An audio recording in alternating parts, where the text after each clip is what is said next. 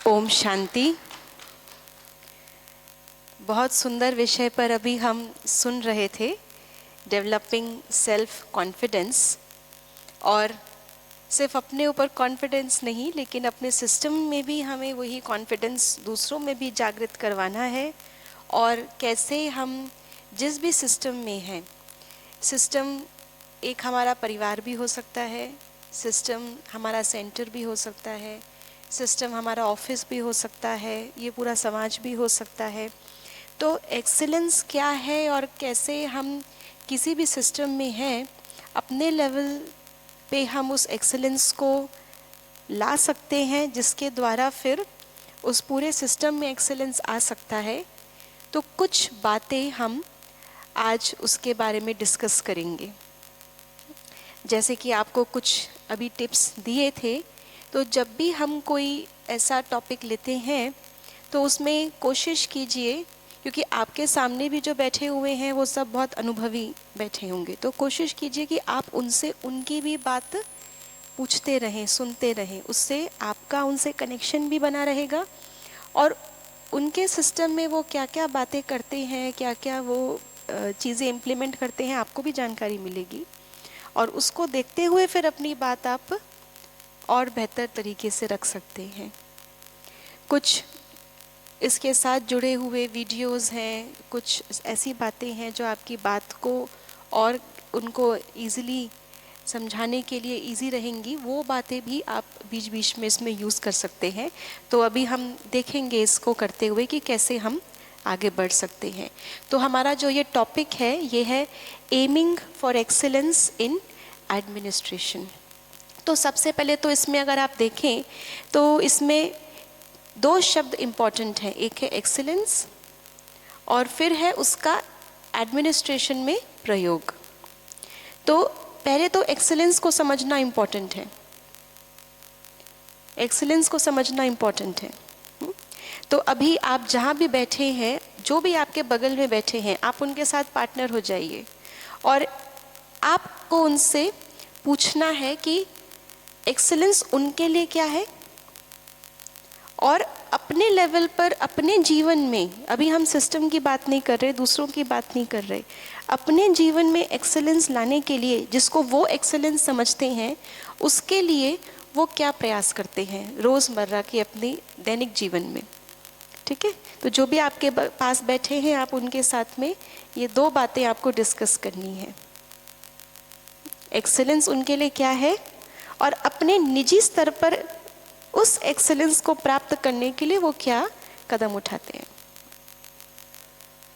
Okay, तो आपका कहना है कि एक्सीलेंस का मतलब है हर चीज़ में 100% प्रयास करना, और उसके लिए आप क्या करते हैं, 100% तक पहुंचने के लिए एक ही बार में 100% ना भी पहुंचा जाए, 1% का हर रोज़ अपने लाइफ में बेहतरी आप करते हैं। एक बार ज़ोरदार तालियां बजा देंगे भाई जी के लिए। Thank you. बहनों में से कोई बताना चाहेंगे, आपने जो भी डिस्कस किया उसके आधार पर।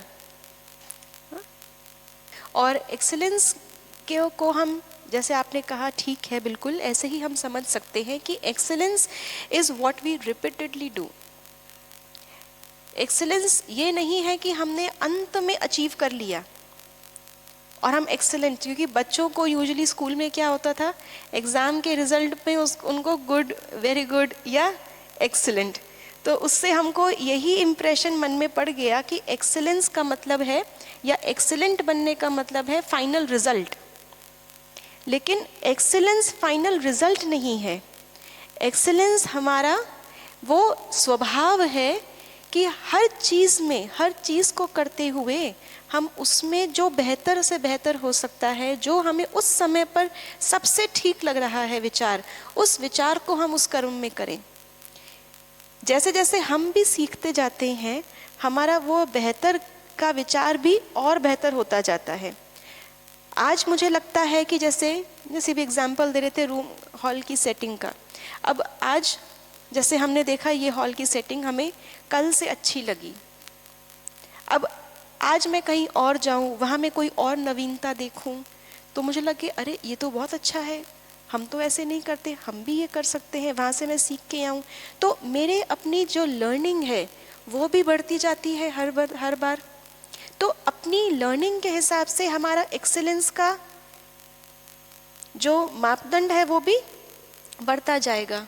तो अगर इस प्रकार से आप देखा जाए कि आप अपनी लाइफ में एक्सीलेंट हैं, ये कभी होने वाला नहीं है, क्योंकि हर समय जो आप हैं आपको उससे कल और अच्छा बनने का मौका और सीख मिलती रहती है। लेकिन आज की डेट में एक्सीलेंट क्या है, अगर कोई चीज़ को करने के मेरे पास कई तरीके हैं तो मुझे उस समय पे जो तरीका सबसे ज़्यादा उत्कृष्ट लगता है, जो सबसे ज़्यादा मुझे बेहतर लगता है, उस चीज़ को मैं कर पाऊँ।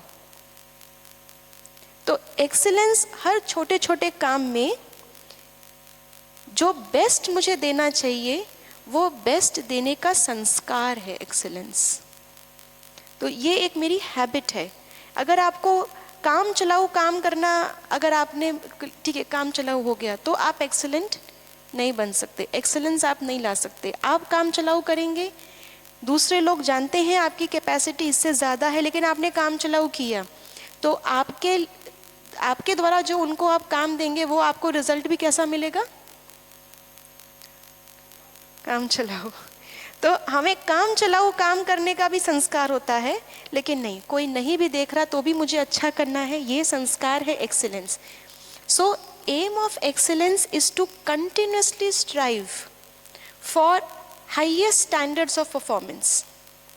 आपको कोई भी चीज़ की परफॉर्मेंस का जो और बेहतर तरीका हो सकता है, वो बेहतर तरीका अपनाने की जो एक लगन है वो है एक्सीलेंस। और ये हर एक क्षेत्र में, लाइफ के हर क्षेत्र में एप्लीकेबल है।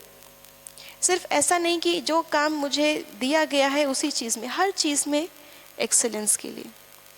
आपको अगर आप पढ़ते होंगे बाबा की शिक्षाएं, तो बाबा कैसे बोलते थे, बच्चे हर चीज़ है ना, हम दुनिया में भी बोलते हैं भगवान देख रहा है, हर काम को करते हुए क्या स्मृति में रहे, भगवान हमें देख रहा है। बाबा कैसे कहते थे हर छोटी चीज़ के लिए भी कि ये काम किया किस स्मृति में किया। बहुत थक गए, बहुत काम किया, बहुत भाग दौड़ किया, लेकिन बाबा कहते थे दादियों को, दादियों पाँव दिखाओ, पाँव भी हमारे कैसे होने चाहिए, दृष्टि भी हमारी, तो हर चीज़ हमारी कैसी होनी चाहिए, है ना। तो वो हर एक लाइफ के एस्पेक्ट में एक्सेलेंस होना चाहिए। तो एक्सेलेंस कैसे आएगी, सरपासिंग एक्सपेक्टेशंस।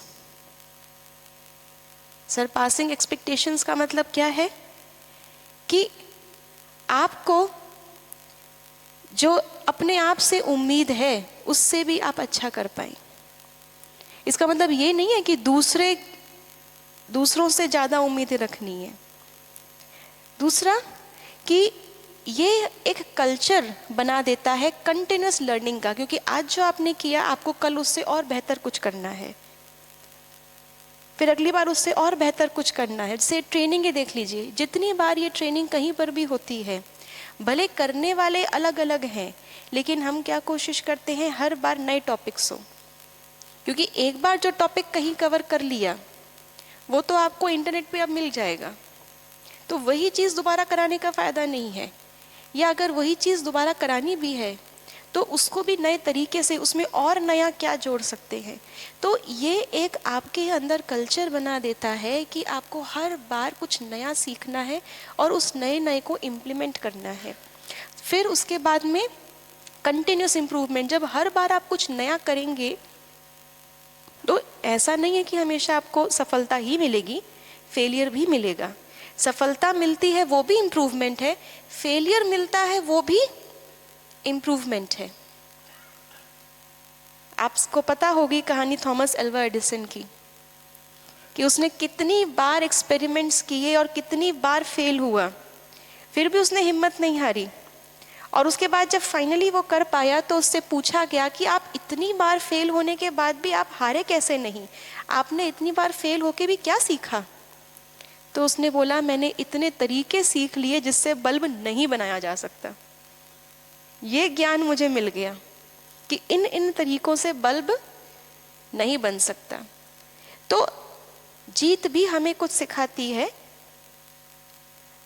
जीत सही तरीका सिखाती है। और अगर हम फेल हो जाते हैं इसका मतलब ये नहीं कि हम वहाँ रुक जाएं, लेकिन ये तरीका सही नहीं था, ये भी तो एक शिक्षा मिली हमें। तो एक्सेलेंस पाने का जो जज्बा है वो हमेशा हमें कुछ सिखाता है, फिर ग्रोथ होती है उससे हमारी, और ग्रोथ के साथ साथ इनोवेशन। हर बार आप जब कोई नई चीज़ करेंगे तो आप एक नया तरीका इन्वेंट करेंगे उसको करने का, और आपके बहाने वो चीज़ कई लोगों को एज इट इज़ मिल जाती है। आपने उसके लिए प्रयास किया, मेहनत की, तो आपने जिस चीज़ के लिए प्रयास करके मेहनत करके आपने रिजल्ट उसका ले आए हैं, तो दूसरों को आपके उस रिजल्ट की मेहनत मिल जाएगी। इस तरह से हम उनकी उस मेहनत को बचा सकते हैं, और वो समय, वो मेहनत वो किसी और चीज़ में लगा सकते हैं। अगर एक पूरे संगठन के अंदर हर कोई अपने रीति से कुछ नया कर रहा है और एक दूसरे से सीख रहा है, तो अगर 10 लोग हैं, 10 लोगों ने नई चीज़ की और आपस में एक दूसरे से सीखी, तो मैंने तो एक ही चीज़ नहीं की, लेकिन मुझे और 9 लोगों से और 9 चीज़ें सीखने को मिल गई। तो जब हर कोई इस तरह का प्रयास में होता है, तो बहुत जल्दी उस सिस्टम के अंदर हम एक पॉजिटिव चेंज, ग्रोथ देख सकते हैं। फिर driving individuals to reach their full potential. हम सबके अंदर बहुत पोटेंशियल है, जितना शायद हमें पता भी नहीं होगा। जैसे अब हमने सेवा करना शुरू किया, हम तो ना जानते थे कि हम ये सब भी कर सकते हैं, ये सब भी कर सकते हैं, लेकिन बाबा ने वो मौका दिया, हमने हाँ जी बोला, तो हमें ही खुद पता चला, अच्छा ये हम ये भी कर सकते हैं, हम ये भी कर सकते हैं। सबका अनुभव ऐसा होगा। तो इसलिए हम कभी भी कुछ नया करने से, कुछ सीखने से डरे नहीं, क्योंकि उस नए करने में ही कोई ना कोई सीख समाई है जो और हमें बढ़ाएगी, और हमारे अंदर छुपी हुई विशेषताएं हमारे सामने जागृत होंगी, और ये हमारी लाइफ में और जिस भी क्षेत्र में हम कार्य कर रहे हैं वहाँ पे कुछ मीनिंगफुल इम्पैक्ट आना चाहिए। अभी कुछ समय, ये अभी 3 दिन का दिल्ली के अंदर नेशनल यूथ फेस्टिवल चल रहा था, जो कि भारत मंडपम में भारत सरकार के युवा मंत्रालय के द्वारा था। तो उसमें ब्रह्मा कुमारीज का भी पार्टिसिपेशन था, क्योंकि जब G20 हुआ था तो उसमें जो Y20 था, तो वैसे ब्रह्मा कुमारीज G20 में कई अलग अलग सबमिट्स में पार्टिसिपेट कर रही थी, लेकिन Y20 जो था उसमें ब्रह्मा कुमारीज ने तो वहीं सारा कोऑर्डिनेशन दिल्ली में, क्योंकि सरकार के साथ रहती हैं सेवाएं, तो वहीं से वो इम्प्लीमेंट हुआ था। और पूरे भारत में हर एक डिस्ट्रिक्ट के अंदर लगभग 540 कार्यक्रम हुए थे, जिसमें 83,000 यूथ तक मैसेज पहुंचा था Y20 के द्वारा। तो उस रिज़ल्ट को देखते हुए इस बार भी जब नेशनल यूथ फेस्टिवल हुआ, तो भारत सरकार ने हमें अप्रोच किया कि आप भी इसके अंदर अपना कुछ कीजिए। तो हमने भी वहाँ पे एग्जीबिशन लगाया था। तो वहाँ पे हमने देखा कैसे, और जो एग्जीबिशन हर स्टेट से, छत्तीसगढ़ से भी एग्जीबिशंस थी वहाँ पे, और हर स्टेट से यूथ आए हुए थे और अपने अपने इनोवेशन, एक्सेलेंस को वो वहाँ पे डिस्प्ले कर रहे थे एग्जीबिशन में। तो हमने इतनी नवीनताएं वहाँ पे बच्चों के द्वारा हमने देखी उनके प्रोजेक्ट्स में। और हम पूछते थे आप कौन सी क्लास में पढ़ते हो? मैं 10th में पढ़ता हूँ, लेकिन मैं जूनियर साइंटिस्ट हूँ।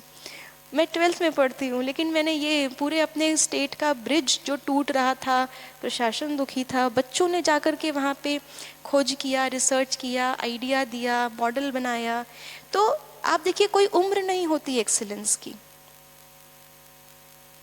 आप क्या चीज़ ऑब्जर्व कर रहे हैं। अब एक तरीका ये भी हो सकता है, ऑब्जर्व करके हम लोगों को ब्लेम कर रहे हैं, इसने ऐसा कर दिया, इसके कारण से ये हुआ, ये तो कुछ करता ही नहीं। और एक होता है सॉल्यूशन माइंडसेट, जो कि जब कोई प्रॉब्लम देखता है तो उसमें हम क्या सॉल्यूशन दे सकते हैं वो सोचना शुरू कर देता है, जिसको बाबा भी कहते हैं कारण नहीं लेकिन निवारण देखो। तो जो हमको यहाँ पे ज्ञान सिखाया है वो एक्चुअली प्रैक्टिकल फील्ड में कितना लोगों को उसकी ज़रूरत है, तो कैसे हम उनको ये बता सकते हैं। तो जो एक्सीलेंस माइंडसेट होता है, जो हमेशा एक्सीलेंस के लिए एम करता है, वो किसी भी प्रॉब्लम को देखते हुए उसका सल्यूशन जो कि उस क्षेत्र में एक मीनिंगफुल इम्पैक्ट लाए वो सोचना शुरू कर देता है। वो प्रॉब्लम नहीं सोचेगा। एक छोटी सी कहानी है। एक बार एक जंगल में बहुत आग लग गई। उस आग से बचने के लिए सारे बड़े बड़े जानवर, पंछी सब जंगल छोड़ करके वहाँ से भागने लगे। एक छोटी सी चिड़िया थी। वो चिड़िया क्या कर रही थी, वो बगल में नहर बह रही थी, वहाँ जाती, चोंच में पानी भर के आकर के उस आग के ऊपर छिड़कने लगी। 2-3 बार उसको करते हुए देखा तो बड़े बड़े जानवरों ने बोला, अरे चिड़िया, ऐसा करने से क्या इतनी बड़ी आग बुझ जाने वाली है, तू भी जल जाएगी, भाग यहाँ से। चिड़िया ने क्या बोला, चिड़िया ने बोला, मुझे पता है मेरे प्रयास से जंगल की आग बुझने वाली नहीं, लेकिन कल जब भविष्य में इस आग का वर्णन होगा तो मेरा नाम आग लगाने वालों में नहीं, आग को लगते देखने वालों में नहीं, आग की फोटो खींच के न्यूज़ सोशल मीडिया पे डालने वालों में नहीं, आग से डर के भागने वालों में नहीं, आग को बुझाने के प्रयास करने वालों में लिया जाएगा। जब इतनी छोटी सी चिड़िया की इतनी हिम्मत वाली बात सुनी सब जानवरों ने, तो उनको लगा कि जब ये इतना सोच सकती है तो हम तो बहुत कुछ कर सकते हैं। सारे जानवर मिल गए और वो कार्य पूरा हो गया। तो ज़रूरी नहीं है कि आप अकेले पूरे सिस्टम को बदलने के लिए सक्षम हो, लेकिन आपका प्रयास किसी ऐसे को प्रेरणा दे सकता है जिसके द्वारा वो काम हो जाए। ऐसे ही एक बार क्या हुआ, एक पंछी था, उस पंछी का एक बच्चा, छोटा बच्चा जो था, वो समुद्र में गिर गया। अब जब वो समुद्र में गिर गया तो पंछी समुद्र के पास पहुंचा और बहुत मिन्नतें करने लगा, हे समुद्र देवता, मेरा बच्चा मुझे लौटा दो, हे समुद्र देवता, मेरा बच्चा मुझे लौटा दो। समुद्र देवता तो नहीं सुनते।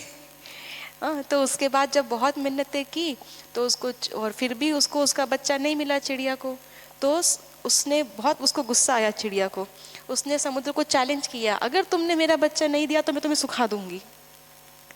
तो जब उसने ये चैलेंज किया तो उसके चैलेंज को सुन करके 1-2 उसके और साथी आ गए, दूसरी चिड़िया। कहती हैं, अरे तुमने क्या कर डाला, तुम क्या सुखा सकती हो इस पूरे सागर को।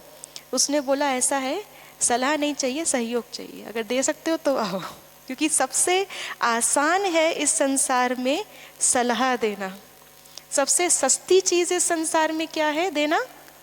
फ्री बांटते हैं हम सभी को। सबसे मुश्किल क्या है, देना सहयोग। तो उसने बोला, क्षमा करिए, सलाह नहीं चाहिए, सहयोग चाहिए, दे सकते हैं तो दीजिए, नहीं तो मैं अकेले कर लूँगी। तो ये सब सोच के उसको लगा कि भाई इतनी हिम्मत है, चलो हम सहयोग दे देते हैं। थोड़े से और पंछी जुट गए करने के लिए। जब उनको जुटते हुए देखा तो और पंछी आ गए, वो लोग भी कहने लगे, अरे क्या कर रहे हो, ऐसे तुम सुखा लोगे क्या समुद्र को। वो लोग भी यही बोले, ऐसा है, सलाह नहीं चाहिए, सहयोग चाहिए, दे सकते हैं तो दीजिए। ऐसे करते करते बड़े बड़े पंछी, चील, गिद्ध, ये सब भी आ गए। जब ये सब आ गए तो जब गिद्ध भी जुड़ गए तो गिद्ध ने जा करके गिद्ध के राजाओं को बोला, गरुण को, कि ऐसी ऐसी समस्या आई है, आप कुछ कीजिए। तो उसने भी बोला, गरुण ने भी बोला, अरे ऐसे थोड़ी ना होता है, समुद्र सूखता थोड़ी ना है। तो उन्होंने भी बोला, गिद्ध महाराज क्षमा कीजिएगा, सलाह नहीं चाहिए, सहयोग चाहिए, दे सकते हैं तो दीजिए। तो गिद्ध को लगा, ठीक है चलो सहयोग दे देता हूँ। गिद्ध चला गया। अब जब वहाँ पे वो चले गए, गरुण महाराज चले गए, अब विष्णु जी को कहीं जाना था अर्जेंट, अब वो सवारी उनकी गायब। अब वो ढूंढते ढूंढते गरुण को पहुँचे समुद्र के तट पे। ने पूछा, गरुण तुम यहाँ क्या कर रहे हो। कहते, वो चिड़िया का बच्चा चला गया है, हम कोशिश कर रहे हैं समुद्र को सुखा करके, वो मान नहीं रहा, बच्चा निकल आए। तो वरुण जी, विष्णु जी कहते, अरे मुझे बहुत अर्जेंट काम है गरुण, चलो मेरे साथ, ये ऐसे थोड़ा ना होता है। बोलते, महाराज स्वामी, सलाह नहीं चाहिए, सहयोग चाहिए, दे सकते हैं तो दे दीजिए। विष्णु जी ने कहा, ऐसी बात है। फिर तो उन्होंने उठाया अपना चक्र और उनका सुदर्शन चक्र देखते ही समुद्र तो डर गया। उसने सहज ही बोला, अरे आप क्यों आ गए, ये लो बच्चा। उस छोटे से बच्चे के लिए कहाँ से लेके कहाँ तक। तो देखिए, आप अकेले सक्षम नहीं हो, लेकिन घबराइए नहीं। आपको प्रयास करते हुए देख करके कोई ना कोई ऐसा जो कर सकता है कार्य, वो ज़रूर आपके साथ आ जाएगा। हिम्मत करने वाले की कभी भी हार नहीं होती। हिम्मत का एक कदम उठाने वाले के साथ भगवान के 1000 कदम गारंटीड है। तो आपको क्या करना है, बस आपको अपने लेवल पर कुछ बेहतर करने का प्रयास करना है, जिससे कि एक मीनिंगफुल इम्पैक्ट उस चीज़ पर पड़ सके। तो ये एक और छोटी सी कहानी है। तो एक बार एक व्यक्ति था, मूर्तिकार था। वो एक बहुत विशाल मूर्ति बना रहा था। एक विदेशी आया वहाँ पे विजिटर, और वो देखने लग गया कि इतना विशाल मंदिर बन रहा है, इतनी विशाल मूर्ति बन रही है। तो जब उसने उस मूर्ति को बनते हुए देखा, तो उसने देखा उसी के बगल में बिल्कुल वैसी ही मूर्ति तैयार ऑलरेडी बनी रखी है, फिर भी वो शिल्पकार मूर्ति बना रहा है। तो उसने पूछा कि क्या इस मंदिर में 2 मूर्तियां लगेंगी? कहते नहीं, एक ही लगेगी जो मैं बना रहा हूँ। कहते फिर ये मूर्ति कैसी है? कहते पहले मैंने ये बनाई थी, पर इसमें कुछ गड़बड़ आ गई, इसलिए मैं नहीं बना रहा हूँ। तो उसने बड़ा गौर से देखा उस मूर्ति को, उसको तो कहीं कुछ गड़बड़ नजर नहीं आई। तो उसने पूछा इसमें गड़बड़ क्या है? उसने कहा इसकी नाक पे थोड़ा स्क्रैच है, पहली वाली मूर्ति के। तो उसने पूछा अच्छा, तो ये मूर्ति वैसे लगनी कहाँ है? तो उसने बताया मंदिर के ऊपर, वो 20 फुट का जो पिलर है उसके ऊपर। कहते इतनी दूर पे किसी को नाक का स्क्रैच क्या दिखने वाला है, यही लगा देते, किसी को क्या पता चलना। उसने कहा मुझे पता है, मेरे भगवान की मूर्ति है, मैं उसमें कोई त्रुटि नहीं रख सकता। तो देखिए, किसी को पता चले या ना चले, हम किसी को दिखाने के लिए अच्छा काम नहीं करते, हम इसलिए करते हैं क्योंकि उस त्रुटि को मिटाने में मेरे मन की कोई ना कोई त्रुटि मिटेगी। तो एक्सेलेंस क्या है?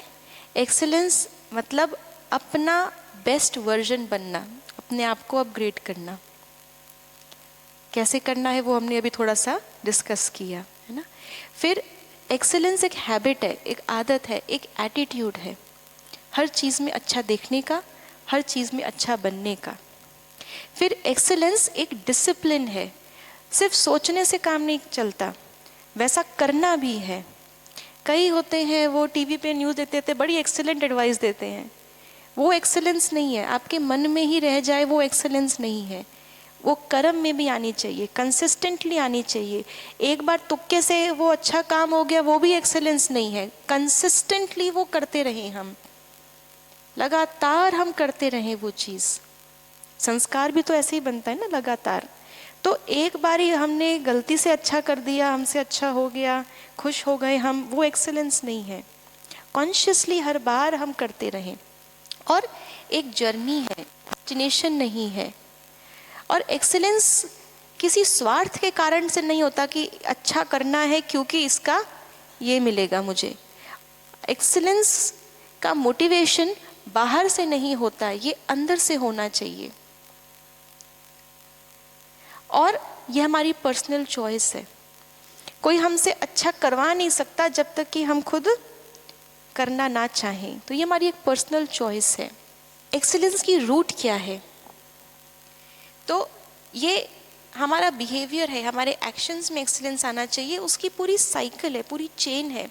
सबसे पहले आपको बाहर से एक इन्फॉर्मेशन मिली, एक सिचुएशन है जिसमें आपको कुछ करना है। अब उस इन्फॉर्मेशन में आपके सबसे पहले आपके विचार आएंगे, क्या करना चाहिए, इस सिचुएशन की डिमांड क्या है, मैं इसमें ये भी कर सकती हूँ। एक सोच हो सकता है विचार की मुझे क्या फ़र्क पड़ता है, एक विचार हो सकता है कि अरे इसका सल्यूशन तो मेरे पास है, एक विचार हो सकता है कि मुझे फ़र्क तो नहीं पड़ता, ना मेरे पास सल्यूशन है, लेकिन मैं कुछ सोच सकती हूँ। तो हमारे कोई भी सिचुएशन के ऊपर हमारे कैसे, किस तरह के हमारे विचार काम करते हैं। फिर उन विचारों के बाद, उन विचारों से एक फीलिंग, एक भावना, फिर वो भावना हमारी वृत्ति बनाती है। जो बाबा भी कहते हैं स्मृति से स्थिति बनती है, और हमारे विचारों से हमारी वृत्ति, और वृत्ति से फिर क्या बनता है? वायुमंडल। वायुमंडल का अर्थ क्या है? अगर मेरी वृत्ति अच्छी है, अगर मेरे विचार अच्छे हैं, मेरी वृत्ति अच्छी है, अगर मेरी वृत्ति अच्छी है तो वायुमंडल में जो अच्छी चीज़ें हैं वो अपने आप खींच करके मेरी मदद के लिए मेरे पास आएंगी। अगर आप कुछ करना चाहते हैं तो अपने आप वैसे लोग आपके पास खींच करके आएंगे, और अगर आप नहीं करना चाहते हैं तो आपके पास आपको रोकने वाले भी, हाँ तुमने ठीक किया, ऐसे थोड़ी ना, अपना टाइम थोड़ा ना वेस्ट करना होता है, जिसका है वो करना, उसको करना चाहिए ना। तो जैसी आपकी वृत्ति है वैसे ही वायुमंडल आप बनाएंगे, और उस वायुमंडल में वही लोग आएंगे जिनको वो वायुमंडल अच्छा लगता है।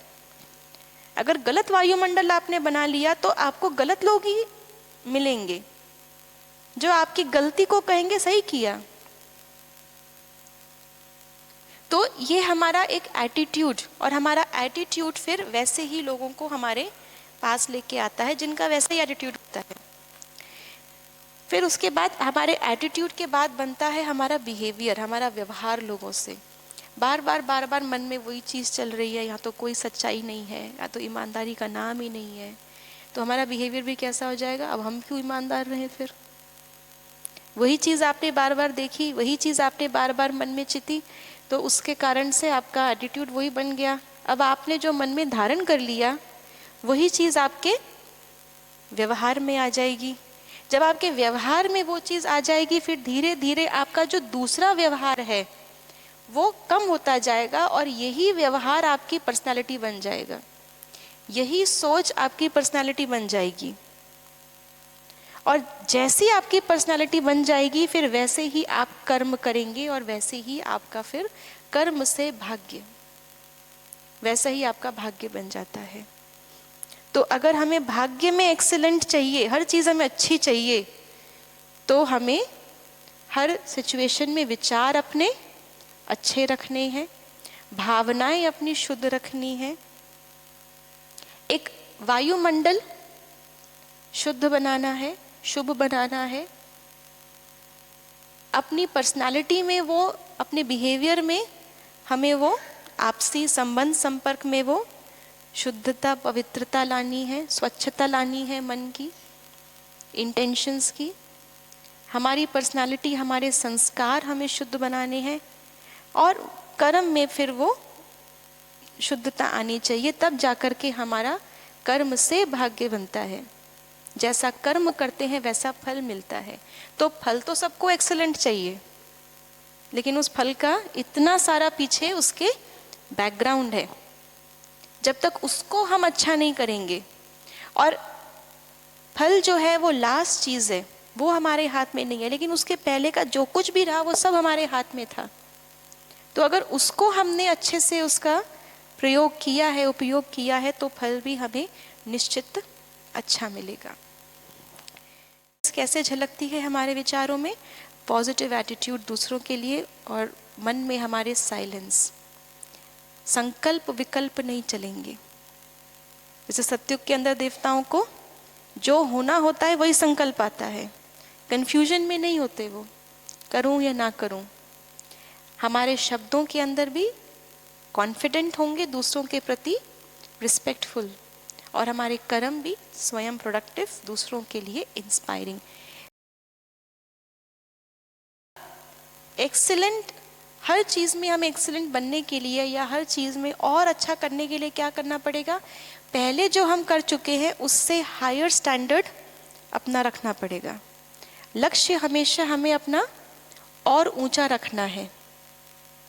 तो सेटिंग हाई स्टैंडर्ड्स, उसके लिए सबसे पहले हमारा विजन हमारा बहुत ऊंचा होना चाहिए। फिर दूसरी चीज़ क्या इम्पोर्टेंट है, उस विजन को मैं अचीव कर पाऊँ उसके लिए मेरे अंदर क्या क्या विशेषताएं हैं और क्या क्या कमज़ोरियां हैं जिन पर मुझे विजय पानी है, जिसको हम कहते हैं सेल्फ एनालिसिस। मैनेजमेंट की भाषा में इसको बोलते हैं स्वॉट एनालिसिस। स्वॉट मतलब SWOT, strength, weakness, opportunities, threats. अब अपॉर्चुनिटी या थ्रेट ये बाहर की बात है, और स्ट्रेंथ और वीकनेस मेरे अंदर की बात है। अगर मैं अपनी स्ट्रेंथ को जानती हूँ तो कोई भी सिचुएशन मेरे लिए अपॉर्चुनिटी है, या तो अपनी उस स्ट्रेंथ को यूज करने के लिए या नई स्ट्रेंथ को डेवलप करने के लिए। लेकिन अगर मैं अपनी स्ट्रेंथ को नहीं जानती और अगर मैं अपनी वीकनेस को भी नहीं जानती हूँ तो कोई भी सिचुएशन मेरे लिए खतरा बन सकती है। तो तो कोई भी सिचुएशन अपॉर्चुनिटी बनती है या थ्रेट बनती है, ये इस बात पे निर्भर करता है कि मैं अपनी स्ट्रेंथ्स को और वीकनेसेस को जानती हूँ या नहीं। और इस स्वयं को परखने के जो प्रोसेस है, जिसको हम कहते हैं स्वदर्शन चक्र चलाना, तो इसको ही कहा जाता है सेल्फ एनालिसिस। और इसमें अपनी स्ट्रेंथ को जानना क्यों इम्पॉर्टेंट है? अगर आपको अपनी विशेषता पता ही नहीं है तो आप उसे यूज नहीं कर पाएंगे। घर में आपके कोई चीज रखी हुई है, आपने संभाल के रखी है, इतनी संभाल के रख दी कि जब वक्त आता है तो आपको वो चीज मिलती नहीं। होता है कभी कभी, आपको पता तो है कि घर में रखी है, आप बार बार कहते हुए रखी तो थी मैंने, अब संभाल के रखी थी, अब कहाँ रख दी वो याद ही नहीं है। उस समय पे क्या सोच, और आपको बहुत अर्जेंट ज़रूरत है उसकी, उस समय पे क्या सोचते हैं, चलो जब मिलेगी मिलेगी, अभी फ़िलहाल मार्केट से जाके ले आओ। तो इसीलिए हमारी सारी खोज बाहर की तरफ होने लग गई, जिसको हम कहते हैं बाह्य मुक्ता, क्योंकि अंदर हमने कहाँ पे क्या खजाने छुपा रखे हैं हम ही उसको भूल गए, अपने अंदर छुपा करके हम ही भूल गए। तो अंदर वाली चीज़ को यूज़ नहीं कर रहे, पढ़े पढ़े पढ़े पढ़े वो खराब होती जा रही है, एक्सपायर होती जा रही है, और हर बार वो चीज़ के लिए हम बाहर देख रहे हैं, बाहर से हम सोच रहे हैं। तो अंदर की चीज़ को अगर हम कोई भी चीज़ को यूज़ नहीं करते तो हम उसे लूज़ कर देते हैं। ईदर यू यूज़ इट और लूज़ इट। अगर आप यूज़ नहीं कर रहे तो आप क्या कर रहे हैं, लूज़ कर रहे हैं। तो अपने अंदर की विशेषताओं को यूज ना करना is as good as losing it. तो इसलिए अपनी स्ट्रेंथ्स का पता होना चाहिए, वीकनेस का भी पता होना चाहिए, जिसके लिए बाबा हमें कहता है अपना चार्ट रखो, कमियों का भी चार्ट रखो। कमियां हमारे कर्म में तो नहीं आई, फिर धीरे धीरे कर्म से भी अब मनसा में भी कमी नहीं आनी चाहिए, कमियां नहीं होनी चाहिए। क्यों? जैसे मान लीजिए आप हर रोज़ अपने घर से जाते हैं ऑफिस या कहीं भी सेंटर मान लीजिए जाते हैं ना, या सेंटर पे रहने वाले सेवा के लिए कहीं, हर रोज़ आपका एक रास्ता है जहाँ से आपको हर रोज़ गुजरना है। अब उस रास्ते पे कभी कोई गड्ढा आएगा, कभी कोई स्पीड ब्रेकर आएगा। अब बार बार जब उस रास्ते से जाते हैं तो आपको पता चल जाता है ना कि अब गड्ढा आने वाला है, अब स्पीड ब्रेकर। तो अपने आप आपकी आदत कैसी बन गई है, जैसे ही वो गड्ढा आने वाला होगा क्या करेंगे, साइड से निकालने की कोशिश करेंगे। जैसे ही स्पीड ब्रेकर आने वाला होगा क्या करेंगे, अपने आप गाड़ी स्लो कर देंगे ताकि आप कहीं भी अटके ना। अगर आपको पता ही नहीं कि वहाँ पे स्पीड ब्रेकर आने वाला है और आप अपनी स्पीड में चल रहे हैं तो क्या होगा, आपको जर्क लगेगा। अगर आपको पता ही नहीं है कि वहाँ पे गड्ढा है और आप अपनी धुन में चल रहे हैं तो हो सकता है आप उस गड्ढे में फंस जाएं।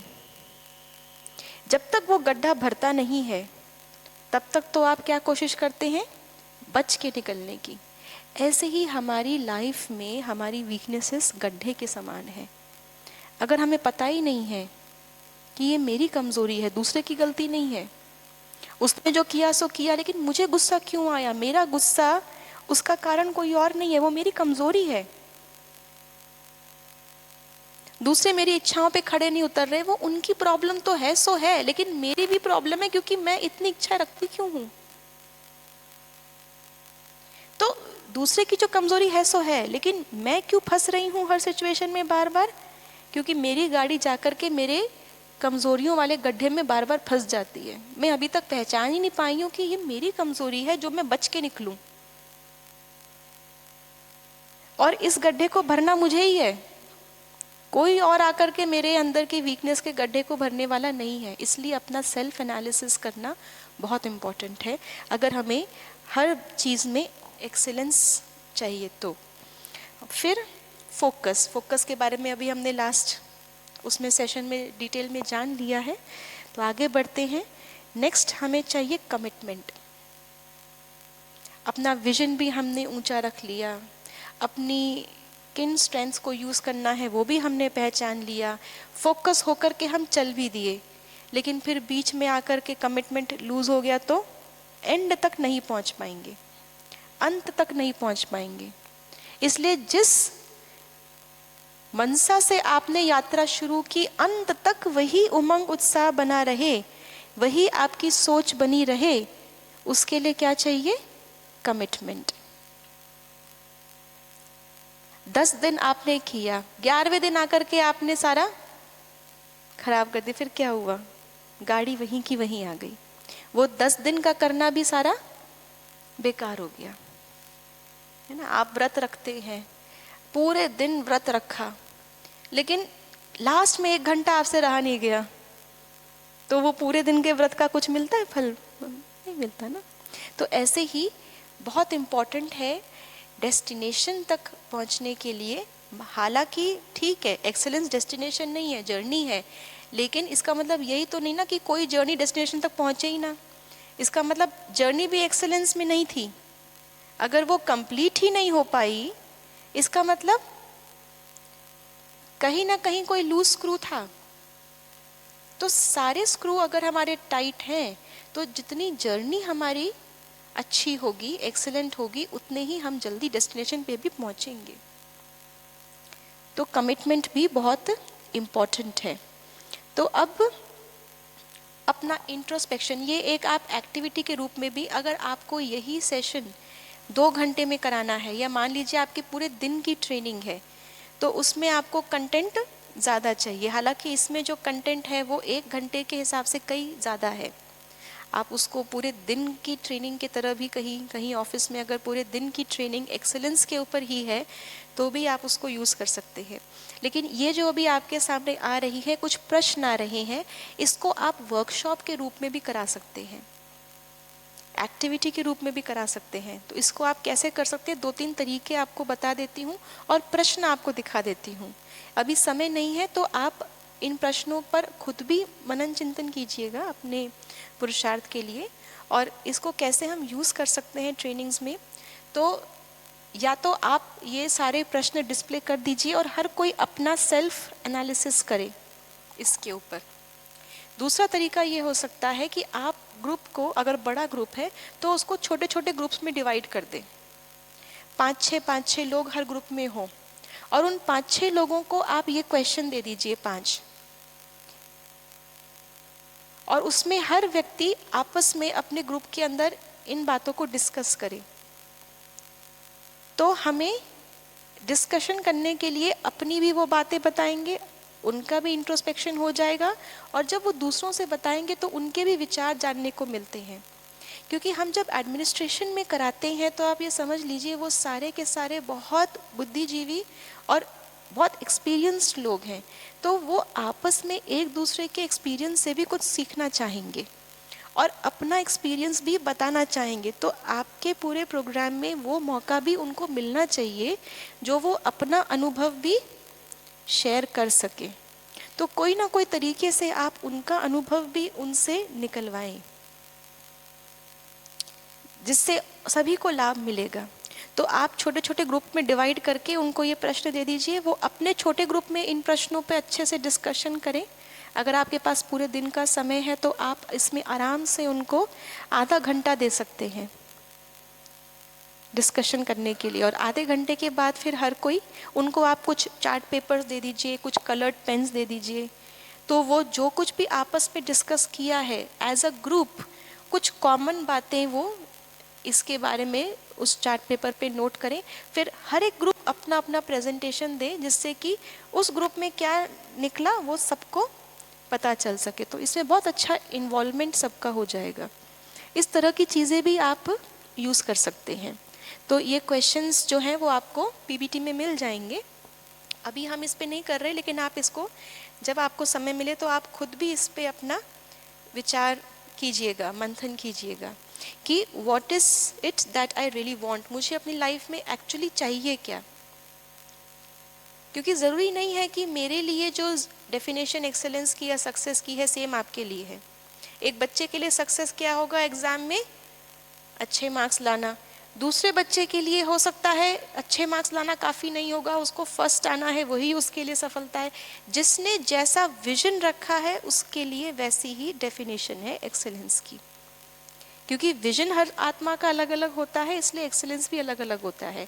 तो हर एक का विजन ऐसे सीखने को, जानने को मिलता है। फिर मेरे लिए सबसे ज़्यादा महत्वपूर्ण क्या है जीवन में, और मुझे सच्ची खुशी किस चीज़ से मिलती है, और मुझे शक्ति कौन सी ऐसी चीज़ है, विचार है, क्या ऐसी सोच है, कोई ऐसा व्यक्ति है जो मुझे शक्ति प्रदान करता है, मेरे शक्ति का मेरे जीवन में स्रोत क्या है, और उसके बाद में किस चीज़ से मुझे नेगेटिविटी से कहे, या जब मैं बहुत थक जाती हूँ तो मुझे लिबरेशन किस चीज़ से फील होती है, क्या ऐसी चीज़ है जो मुझे बिल्कुल फ्रीडम का या उसका एहसास, स्वतंत्रता का एहसास कराती है।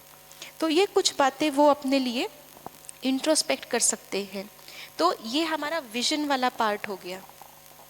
अगर हमारा विजन क्लियर है कि मुझे क्या चाहिए, किस तरह से मुझे खुशी चाहिए, किस तरह से मुझे शक्ति चाहिए, तो मुझे बिल्कुल क्लियर हो जाएगा कि मुझे लाइफ में करना क्या है। और कंटिन्यूस इम्प्रूवमेंट के लिए importance of life long learning, ये कुछ धारणाएं हैं हमारे जीवन की जो हमें पता है, लेकिन ये हमारे जीवन में बनी रहनी चाहिए। वो है हर एक से कुछ ना कुछ कंटिन्यूसली सीखते जाने की। हम बहुत सारी कहानियाँ भी सुना सकते हैं ना, कि जब हम ये समझ लेते हैं कि बस अब मैं बहुत अच्छी हो गई, उस समय हमारी फिर ग्रोथ जो है वो रुक जाती है। तो कभी भी महिमा स्वीकार ना करें। महिमा बहुत मिलेगी, हम लोग क्या करते हैं, महिमा मिलती है तो थैंक्स बाबा। महिमा मिलने का मतलब है और उमंग उत्साह बढ़ता है कि और अच्छा करे, ये नहीं महिमा मिल गई बस। तो कई लोग समझते हैं कि स्पिरिचुअलिटी का मतलब है, इतना संतुष्ट हो जाते हैं कि आगे कुछ, कई लोग पूछते भी हैं, अगर हम संतुष्ट हो जाएंगे बहन जी तो फिर तो हम आगे कुछ अच्छा करने की कोशिश ही नहीं करेंगे, पूछते हैं ना। उसका जवाब ये है, संतुष्ट होने का मतलब ये नहीं कि बस हमने स्वीकार कर लिया, ये हमारी डेस्टिनेशन थी, नहीं। संतुष्टता का अर्थ है कि जितना मैं इस सिचुएशन में प्रयास कर सकती थी मैंने किया, लेकिन आगे की सिचुएशन के लिए मुझे और अच्छा बनना। फिर स्ट्रैटेजीज फॉर एम्ब्रेसिंग फीडबैक, बेहतर बनने के लिए जितना सीखना इम्पोर्टेंट है, उतना ही जो आपने किया उसमें दूसरों की प्रतिक्रिया क्या रही, दूसरे क्या फीडबैक दे रहे हैं, अच्छा या बुरा, उसको स्वीकार करना है। क्योंकि हो सकता है कई बातें हमारी सोच में हो ही ना, हमारा दृष्टिकोण वो हो ही ना, दूसरे व्यक्ति का दृष्टिकोण वैसा हो सकता है। तो उसके फीडबैक को सुन करके उसको स्वीकार करना है। ज़रूरी नहीं है कि हर एक की बात सुन करके हम बदलते रहे। वो सुनिए ना कहानी गधे और बाप बेटे की, सुनिए ना, सबने सुनी होगी।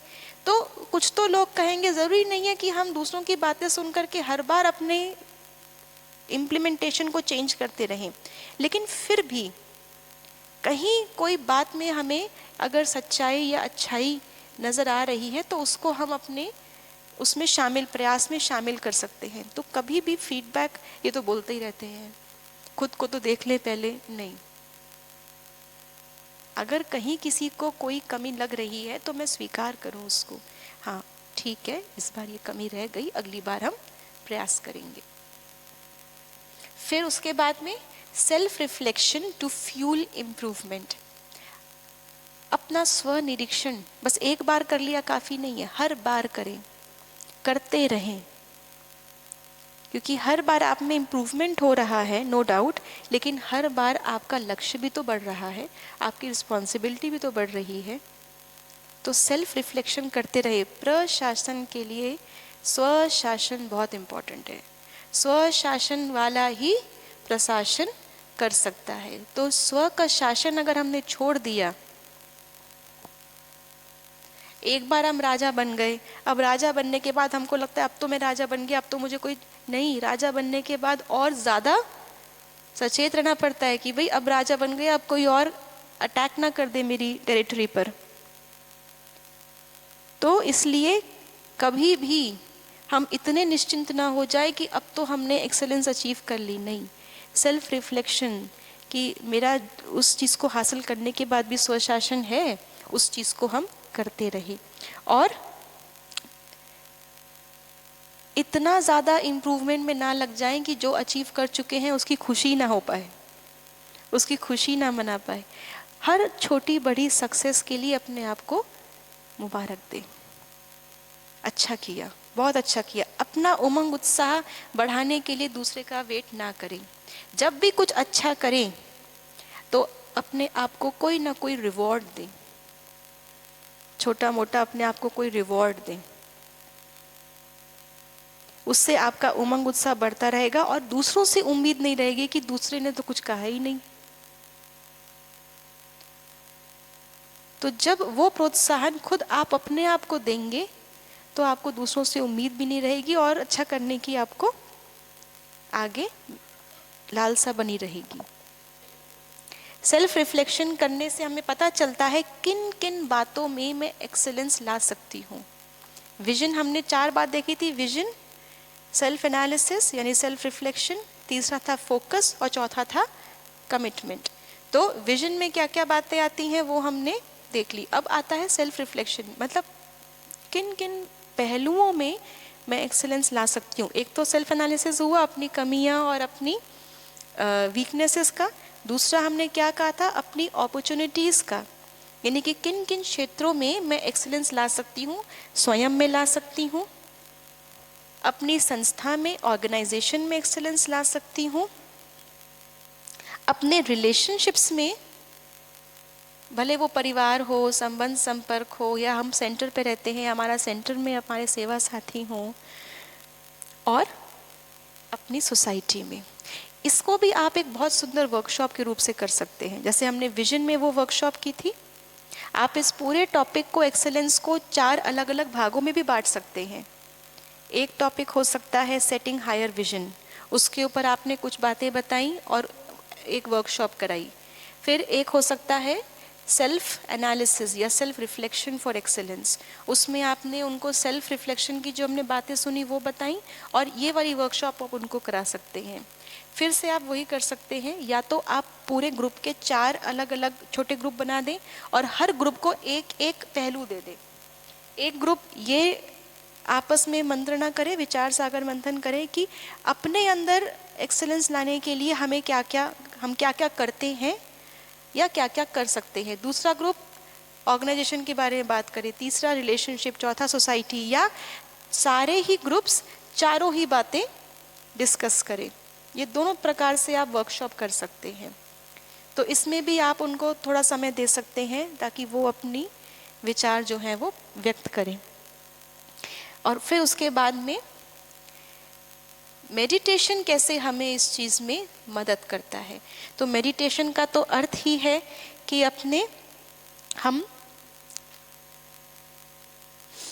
उसका अर्थ ही है कि हम अपने मन को, जितना मन हमारा पॉजिटिव रहेगा उतना ही तन की शक्ति भी वो यूज़ कर पाएगा। किसी में तन की शक्ति बहुत हो लेकिन वो मन से हारे बैठा हो, हम एग्जाम्पल दे सकते हैं रामायण में हनुमान जी का, जब उनको समुद्र पार करना था तो उनमें शक्ति बहुत थी, महावीर थे वो, अति बलशाली, लेकिन मन से क्योंकि उन्होंने स्वीकारा नहीं था कि मैं ये कर सकता हूँ तो वो बैठे थे। जब उनको याद दिलाया गया कि अरे आप तो वो हो जो पवन पुत्र हो, आप तो वो हो जो बचपन में एक छलांग में सूरज को निकल गया था, आप तो वो हो, तो उनको अपनी शक्ति याद आई।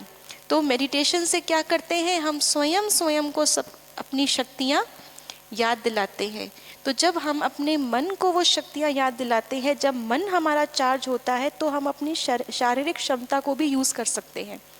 प्रैक्टिकली देखिए, एक छोटी सी अदृश्य आत्मा, ज्योतिर्बिंदु, जिसका कोई हाइट वेट नहीं है, लेंथ ब्रेथ नहीं है, वो इतने बड़े शरीर के अंदर इतनी सारी प्रोसेसेस जो चल रही हैं, लाखों रिएक्शन चल रहे हैं, इतनी छोटी सी आत्मा करा रही है।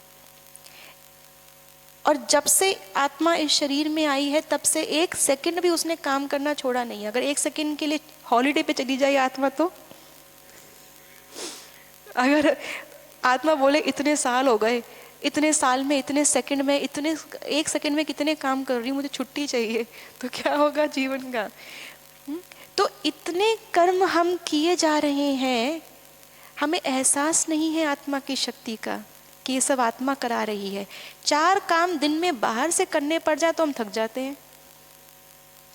अगर हमें ये स्मृति में आ जाए कि मैं आत्मा इतनी शक्तिशाली, हजारों लाखों कर्म 1 सेकंड में कर रही हूँ शरीर के, जो कोई मशीन नहीं कर सकती।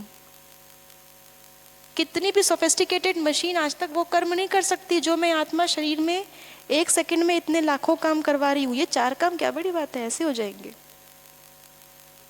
तो जब मन से हम इतने चार्ज्ड अप और पॉजिटिव और शक्तिशाली होते हैं तो तन की भी शक्ति हम यूज कर सकते हैं। नहीं तो 4 काम करने में मैं थक गई, लाखों काम कर रही है आत्मा, है ना। तो इसलिए मेडिटेशन हमें कैसे मदद करता है, ये कंटेंट आप दूसरा भी रख सकते हैं अपने हिसाब से, इसमें जो कुछ बातें हैं उसको भी एक्सप्लेन कर सकते हैं, और भी आप देख करके किस तरह का ग्रुप है आप और भी इस पे बातें ऐड कर सकते हैं। तो लास्ट में समरी, कुछ इम्पॉर्टेंट कुछ टिप्स हैं जो हमें अपने जीवन में प्रैक्टिस करने हैं जिससे कि हमारे जीवन में एक्सीलेंस आ सके। कि अपनी इस बैटरी को हमेशा चार्ज रखें। कभी भी दूसरा कोई सिचुएशन हो जाए, सिट ऑन ब्लेमलेस चेयर। एक अच्छे सिस्टम में एक अच्छे एडमिनिस्ट्रेटर का क्या गुण होता है, वो जब कोई गलती होती है तो उसकी जिम्मेवारी लेता है, दूसरे पे ब्लेम नहीं डालता, इसके कारण ये हुआ, उसके कारण, उसको पता है किसके कारण हुआ, लेकिन वो उसको ठीक करने की जिम्मेवारी खुद लेता है। उसके बाद में गो टू द बालकनी।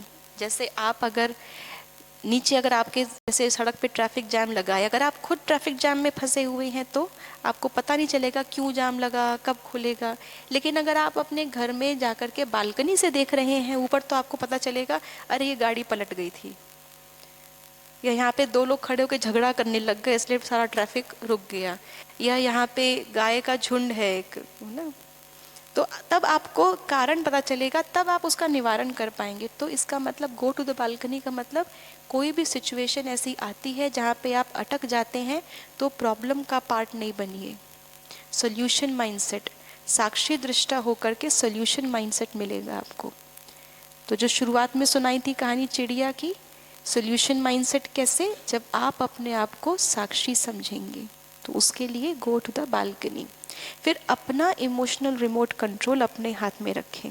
जो हमने देखी थी पूरी chain, information, thoughts, feelings, attitude, behaviour, personality, यानी कि ये पूरी की पूरी प्रोसेस आपके हाथ में है, किसी दूसरे के हाथ में नहीं है। उसने ऐसा किया इसलिए मेरा बिहेवियर ऐसा हुआ, नहीं, आपने ऐसे विचार क्रिएट किए इसलिए आपका बिहेवियर ऐसा हुआ, आपकी भावनाओं में ये बात थी इसलिए आपका बिहेवियर ऐसा हुआ। तो किसी और को ब्लेम नहीं करें, अपने इमोशंस का चार्ज खुद अपने पास रखें।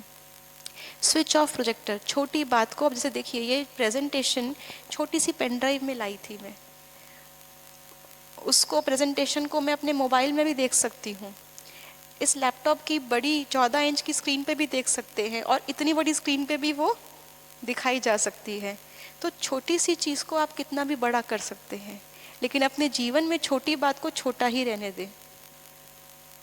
छोटी बातों को बार बार मन से दोहरा कर, बार बार वर्णन करके, बार बार उसके बारे में विचार, क्यों हुआ, क्या हुआ, ये क्या है, आप उसको प्रोजेक्टर्स के बड़ा कर रहे हैं। तो छोटी चीज़ को छोटा रहने दीजिए, इस मन के प्रोजेक्टर को बंद कर दीजिए उस समय पर। और क्योंकि जितना छोटा आप उसको बनाएंगे उतने ही शक्तिशाली आप बनेंगे। और प्रॉब्लम को छोटा समझना नहीं है, लेकिन उसको चित्त करके उतनी प्रॉब्लम को और बड़ा नहीं बनाना। जितनी प्रॉब्लम है उतनी उसको पहचान करके बड़ा किसको बनाना है, सॉल्यूशन को बड़ा बनाना है। फिर be a master and a child, बालक सो मालिक। जब कोई सिचुएशन में हमसे राय पूछी जाती है तो उस समय पर हमें क्या बनना है, जब हमसे पूछा जा रहा है तो मालिक बन करके राय देनी है। उस समय हम क्या कहते हैं, हाँ जैसा आपको ठीक लगे, बालक बन जाते हैं। और फिर जब नतीजा हो गया और उसके बाद उसको इम्प्लीमेंट करने की बारी आई, तो उस समय हमें बालक बन करके अपना सहयोग देना है। हमारा जो टाइम था राय देने का वो निकल गया। अब जब सबकी राय के बाद में जो डिसाइड हुआ है, अब उसमें हमें अपना बेस्ट देना है। उस समय हम सोचते हैं ये किसने डिसाइड किया, इनको तो समझ ही नहीं है, इन्हें तो एक्सपीरियंस ही नहीं है, इनको किसने कहा ऐसा करने के लिए, ऐसा करने से तो ऐसा हो जाएगा। उस समय हम मालिक बन जाते हैं। जब मालिक बनना था तब हम बालक बन गए, जब बालक बनना था तब हम मालिक बन गए। तो ये बैलेंस हमें अपना मेंटेन करना है। और मैजिकल इरेजर अपने पास रखिए। मैजिकल इरेजर से क्या रब करना है, कुछ भी गलत हुआ तो ठीक है, कोई बात नहीं, माफ़ करो उसको और आगे बढ़ो। खुद से भी कोई गलती हो जाए तो गलती पहचानना, उसको स्वीकार करना अलग बात है। ये नहीं कि रब कर देना उसी को, मैंने कोई गलती ही नहीं की, नहीं। गलती स्वीकारना वो अलग बात है, लेकिन गिल्ट कॉन्शियस में नहीं आना, ना दूसरे के गलती के कॉन्शियसनेस में आना है। अगर आपकी किसी ने 2 बार मदद की और तीसरी बार धोखा दे दिया, चौथी बार जब मिलेंगे तो क्या याद आएगा आपको उसका? क्या याद आएगा? 2 बार की मदद या 1 बार का धोखा? धोखा याद आएगा ना। अब उसको हम किस निगाह से देख रहे हैं, ये धोखेबाज है, फिर झूठ बोलेगा। अगर वो सच भी बोल रहा होगा तो हम ढूंढेंगे इसमें झूठ क्या है। तो ये बातें अपने मन चित्त पर हमको नहीं रखनी है। हाँ, आग जला सकती है, सावधान रहना है, लेकिन आग जला करके खाना भी तो पका सकती है ना। ज़रूरी थोड़ा ना कि वो मुझे ही जलाएगी। उसके उस चीज़ को हम पॉजिटिवली यूज़ करें। ये कब होगा? जब अपने मन की उस बुरी भावनाओं को हम मिटा दें। तो मैजिकल इरेजर उस चीज़ को, वो बड़ा ढूंढ छाट के सब कुछ रब नहीं करती, वो बुरी बुरी चीज़ों को रब करती है, लर्निंग्स रब नहीं करती। लर्निंग्स हमने जो सीख ली, अब हमें आगे उसको, और पुट अ फुल स्टॉप। जब तक आप फुल स्टॉप नहीं लगाएंगे दूसरा सेंटेंस शुरू नहीं होगा। अगर आपको एक नए सिरे से शुरुआत करनी है तो पुराने वाले को फुल स्टॉप लगाना पड़ता है। तो इसलिए जब तक फुल स्टॉप नहीं लगेगा नया सेंटेंस शुरू नहीं होगा, वही पुरानी कहानी चलती रहेगी। तो इसलिए कथाओं में नहीं जाएं, उसने वो कर दिया, वो कर दिया, हो गया, बीती बिंदी। जितना ज़्यादा हम पास्ट में रहेंगे उतना ज़्यादा हम प्रेजेंट को खो रहे हैं, और प्रेजेंट को खोना मतलब भविष्य खतरे में डालना। जितना जल्दी हम पास्ट से बाहर आ जाएंगे उतना वर्तमान और हमारे भविष्य के लिए अच्छा है। इसलिए बिंदी, पुट अ फुल स्टॉप। तो मटेरियल काफ़ी है, इसमें कई सारी वर्कशॉप्स भी आ सकती हैं। बीच बीच में आप अपनी बात को समझाने के लिए कई सारे वीडियोस भी आप इसमें डाल सकते हैं।